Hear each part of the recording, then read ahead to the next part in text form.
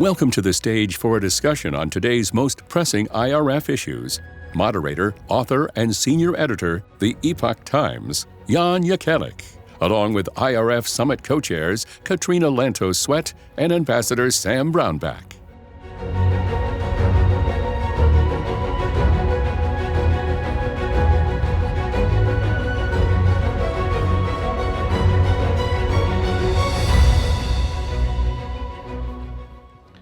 So it's an absolute incredible honor for me to be up here on stage with two of my true, real heroes. Please give them a round. I mean, Thank you. So I started out in the China human rights space. This is actually how I got involved in the Epoch Times in the first place. We were a very small media, but we were the only media back in the day that didn't believe the narrative that China was going to liberalize because we knew of the religious persecutions that were happening. We were actually reporting on them during that time. And it's kind of an unbelievable thing that a media that got started by Georgia Tech students on the issue of religious persecution and religious freedom, right? Falun Gong practitioners at Georgia Tech started the Epoch Times. Today has become one of the largest media in America, fourth by paid subscribers. Wow. Yeah, so it's just an unbelievable shift in tone and tenor. And I think the same thing has happened with religious freedom, actually, right? I feel like, Scott Busby was talking in just the panel before, how I do think that religious freedom is being integrated into questions of diplomacy, into questions of national security, much, much more. And I think that these two here have played a very significant role in actually making this happen. And also, of course, your father, Katrina, Tom Lantos. So let's start here, okay? Let's talk about this, how religious freedom seems to have come really center stage, become something that's become more integrated and important in a way that it certainly wasn't 20 years ago when I started with it. It has, Jan, and I'm delighted to hear. I was surprised when I heard Epoch Times had grown that big. Mm-hmm. That's enormous. When I first started working in this space, and that was 25 some years ago, you could get the people that are advocating for religious freedom in a phone booth. And I know people now don't even know what a phone booth is, but it really was a small space. And look, the rooms, we've got people from wall to wall in this room here. That is really amazing that that's taken place. But at the same time, what I think we've got to see ourselves as is that we've kind of been climbing up the backside of the mountain where nobody could see us for a long period of time.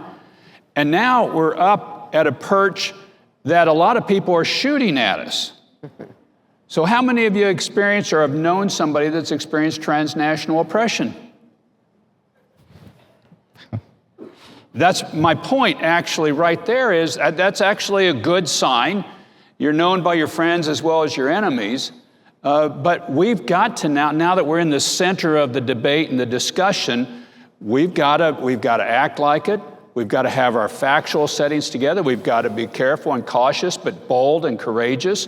At the same time, we've got to form alliances and pull people in, not just from religious freedom, but also from democracy movements, from security movements.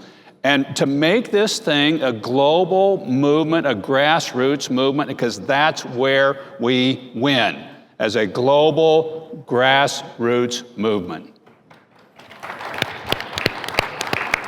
And, Katrina, you've been kind of, I guess, leading the charge, I could say, in making sure that this is a movement that's, I guess, open to absolutely everybody across the political spectrum, but also people of different faiths and perhaps of no faith as well, right? And so speak to that, please.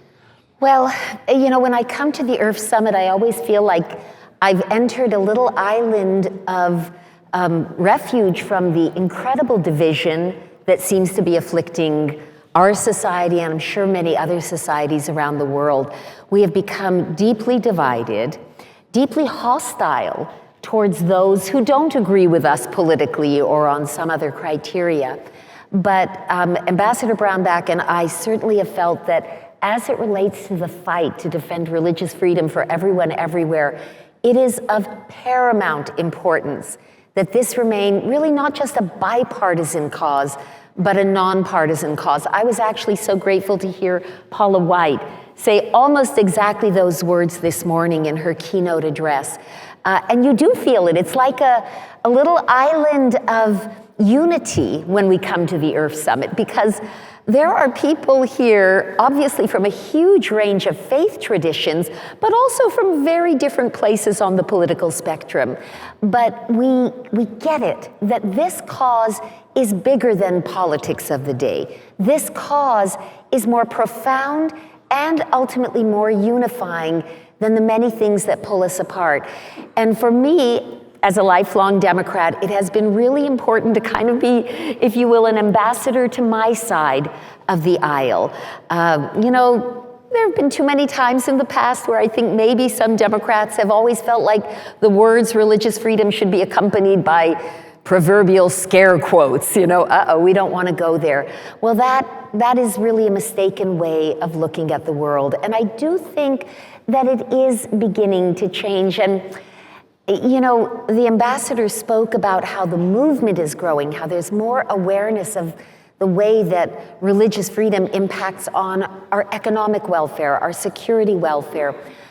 I also feel that part of the reason our movement is growing is there's an unease about the pervasive nihilism we see in the world around us. You know, nihilism, this philosophy, either moral nihilism, there's no such thing as right and wrong, or as existential nihilism, life itself has no meaning, no purpose.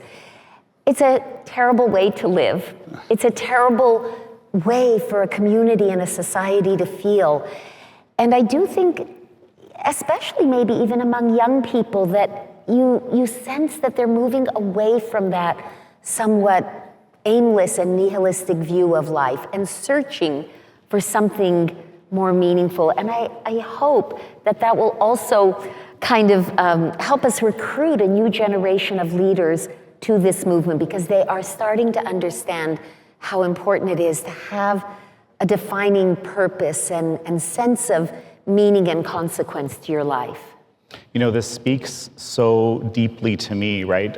A number of people here, I think in this room, have spoken to me about Epoch Times and about how we're kind of, a thing that makes us unique is that we're very obviously pro-faith, but not necessarily a specific faith. We're kind of an open door, but not many media these days are. And then there is this incredible polarization, particularly in the media. So what we strive to do is always try to write and build material, build content, I hate that term, but that what can speak to the people that are not necessarily aligned, right? Yeah. Because, I mean, this is what we had to do with China back in the day. But actually, let's talk about that for a moment, okay? Because Sam, you have a book, China's War on Faith. It's an incredible book. I read it because you asked me to endorse it, which I did wholeheartedly. And you focus on this idea in there, I think, quite a bit, that that religious freedom should be a centerpiece of diplomacy. Like, this is the way to go. But at the same time, this is a particularly difficult actor to deal with, right? Oh, it's a horrible, difficult actor to deal with. But I've got my Ronald Reagan socks on. I'm an open and notorious Republican. But I mention that also here because I think he really kind of shows some of the way on this. When he went after the Soviet Union before he was president, a lot of the things he talked about was how they treated the Jewish refuseniks. And the evangelicals that were being persecuted at the time too, and you're kind of just going, well, I mean, yes, that's important. That's not a huge population. It's not going to overturn the Soviet Union, but it is going to overturn the Soviet Union because it delegitimizes the regime. That if you can't treat your own people any better than that, how do you expect that we should have you run the world? If this is how you treat your own people. And that's the same thing with what's taking place with Communist China. How it treats the Falun Gong is more than barbaric.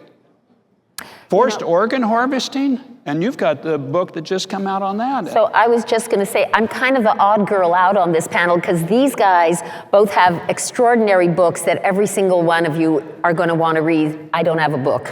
But I do want to say that I had the opportunity to read, Jan, your book, which is coming out, Killing to Order, which talks exactly about this unimaginably evil practice of forced organ harvesting. And I'm so grateful you wrote it because it's something so chilling and appalling that a lot of people don't even want to think about it or talk about it, but you bring it to us in a way that we can understand, and we need to recognize, which I think is sort of what you were saying, Ambassador, that these kinds of barbaric and evil practices, they reveal the character, the underlying character of the adversary.